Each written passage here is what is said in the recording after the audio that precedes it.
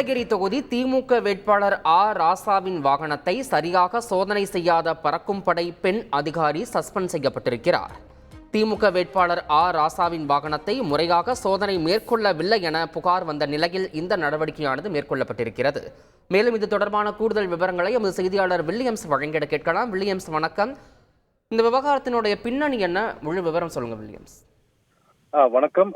நீலகிரி தொகுதியில் போட்டியிட திமுக சார்பில் ராசா அறிவித்த பிறகு முதன்முறையாக கடந்த 25ஆம் தேதி நீலகிரிக்கு வருகை புரிந்தார். வரும்பொழுது கோத்தகிரியில் அவருக்கு தொண்டர்கள் உற்சாக வரவேற்பு அளித்தனர். அதனைத் தொடர்ந்து உதகை நோக்கி வந்து கொண்டிருக்கும் பொழுது திமுக வேட்பாளரின் காரை தேர்தல் பறக்கும் படையில் பணியாற்றிய கீதா என்பவர் சோதனை மேற்கொண்டார். இந்த சோதனை மேற்கொண்ட வீடியோவானது சமூக வலைதளங்களில் வேகமாக பரவியது. அப்பொழுது இந்த சோதனை முறையாக நடக்கவில்லை, முறையாக சோதனை செய்யவில்லை என்ற ஒரு குற்றச்சாட்டும் எழுந்தது.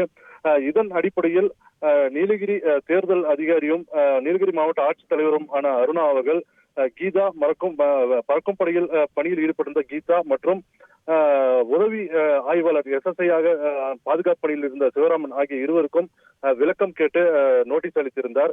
அதே போல விசாரணைக்கு வருமாறும் அதில் அழைப்பு விடுக்கப்பட்டிருந்தது. அதனைத் தொடர்ந்து இந்த விசாரணையானது இன்று நடைபெற்றது. இந்த விசாரணையில் நீலகிரி தொகுதி திமுக வேட்பாளர் ராசாவின் வாகனத்தை முறையாக சோதனை செய்யப்படவில்லை என்பது உறுதி செய்யப்பட்டதன் அடிப்படையில் கீதா என்பவரை இன்று முதல் தற்காலிக பணியிடம் நீக்கம் செய்யப்பட்டுள்ளதாக மாவட்ட ஆட்சித்தலைவர் அறிக்கை வெளியிட்டுள்ளார். தகவல்களுக்கு நன்றி வில்லியம். செய்திகளை உடனுக்குடன் தெரிந்து கொள்ள உடனே சப்ஸ்கிரைப் பண்ணுங்க.